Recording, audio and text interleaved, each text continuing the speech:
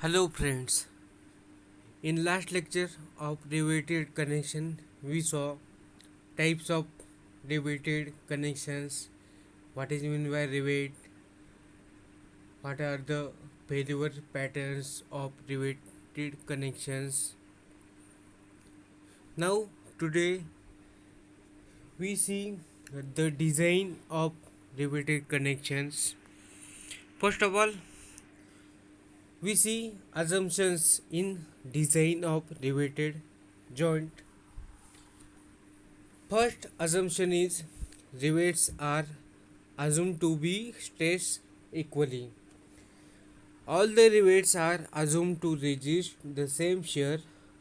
This is true if the plates are assumed to be perfectly rigid and the rivets perfectly elastic. Actually, the outer rivets are subjected to greater shear as compared to the inner rivets, and the elastic stress in the member to the to be jointed does not remain same between two consecutive pair of rivets. Therefore, the ends rivet deform more than the inner rivets. The elastic stress in the top plate between rivets is twice the elastic stress in the bottom plate, and hence the upper plate stretches more between rivets at top and rivets at bottom. Second assumption is the rivet hole is filled completely by rivet. The assumption is true in the case of cold driven rivets, but in the case of hot driven rivet it is not true, as the rivet shrinks diametrically on cooling. Third assumption is friction between the plates is neglected. The load is transmitted by friction and not by shear or bearing when the load is less than the frictional resistance of the plate. When the load exceeds the frictional resistance, it is resisted partly by friction and partly by shear and bearing. Therefore, the assumption is true for the kind of action that occurs near failure when the plates have lost their clamping action because of the number of cycles of alternate loading, that is fatigue. Fourth assumption is shear stress is uniformly distributed over the gross cross sectional area of the rivet. The shear stress distribution is not uniform when the loads is within elastic range, but due to the ductility of steel, the shear stress distribution tends to be uniform as the load approaches the ultimate load. Fifth assumption is stress in a plate is assumed to be uniform. Due to the presence of holes in the plate, the stress distribution is non-uniform. This is because stress concentration takes place near the holes, but as the load approaches the ultimate limit, the stress approaches a uniform distribution. Next assumption is bending of rivet is neglected. For the design of riveted joint, bending of the rivet is neglected. For average length of rivet, it is probably permissible to neglect bending, but for ones with long grips, it cannot be ignored. And last assumption is bearing stress is uniform between plate and rivets. The bearing stress is assumed to be uniform over the nominal contact surface of plates and rivets. Since the rivets does not fill the hole completely. The actual bearing stress distribution is not uniform. This distribution in lap and butt joints are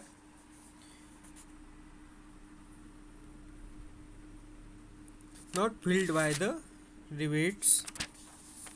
The bearing stress distribution is not uniform throughout for a lap joint, whereas in case of butt joint it is more or less uniform for main plates with some variation in cover plate.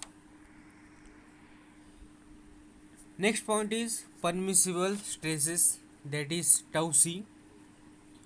As per IS 800 1984, permissible stresses for mild steel rivets conforming to IS 1367 2002 are stated in table like that. Type of rivet: in axial tension, in shear and in bearing. For power driven type of rivet, in axial tension permissible stress is 100 megapascal, in shear 100 megapascal, and bearing, that is 300 megapascal. For hand driven rivet, in axial tension it is 80 megapascal, in shear also it is 80 megapascal, and in bearing it is 250 megapascal or Newton per millimeter square. For field rivets, the permissible stresses are reduced by 10%. Then rivet value. What is meant by rivet value? The minimum strength of a rivet in shear or bearing is called rivet value. Then efficiency of riveted joint. This is also called the percentage strength of riveted joint. It is the ratio of the strength of the joint to the strength of the main member expressed as a percentage. In mathematical form, efficiency is equal to strength of riveted joint divided by strength of solid plate into 100, that is percentage. Now we see one example for calculating efficiencies of a riveted joint. The statement is: design a double riveted lap joint for mild steel plate of 9.5 mm thick. Calculate the efficiency of the joint. The permissible stresses are sigma t is equal to 90 megapascal, tau s, that is permissible stress is 75 megapascal, and sigma c, compressible stress, is 150 megapascal. We have to design the plates as shown in figure. Step number 1: calculating diameter of rivet hole, that is d is equal to under 6 under square root of t. T is the thickness of plate, therefore d is equal to 6 into underscore root of 9.5 is equal to 18.5 millimeters, that is the diameter of hole. The next step is pitch of the joint, that is P. In a double riveted joint, there are 4 rivets in a pitch length. The rivet diameter will be taken as diameter of the hole, as difference between them is small. The rivets can fail in shear or due to crushing. We will first determine the shearing and crushing strength of a rivet and equate the smaller of two to the plate tearing strength of determine strength. Therefore, shearing strength of one rivet is equal to pi by 4 into d square into tau s. Tau s is permissible stress. Therefore, pi by 4 into 18.5 square into 75 is equal to 20.16 kilonewton. Then, crushing strength of one rivet is equal to sigma c into d into t is equal to 150 into 18.5 into 9.5 is equal to 26.36 kilonewton. From last two values, that is from A and B, it is seen that the rivet is weaker in shear. Therefore, we will equate tearing strength of plate with shearing strength of rivet in a pitch length. There are two rivets in pitch length. Therefore, sigma t in bracket p minus d into t is equal to 2 into pi by 4 d square tau s. Therefore, p is equal to pi by 2 d square by t tau s by sigma t plus d. Therefore, p is equal to 65.55 millimeter. We say that is 65.7 millimeter. The pitch should be such that head forming operation is not hindered. The practice dictates that P is greater than or equal to 3D so that head forming is permitted. Therefore, 3D is equal to 50.5 millimeter and hence the value of P obtained is acceptable.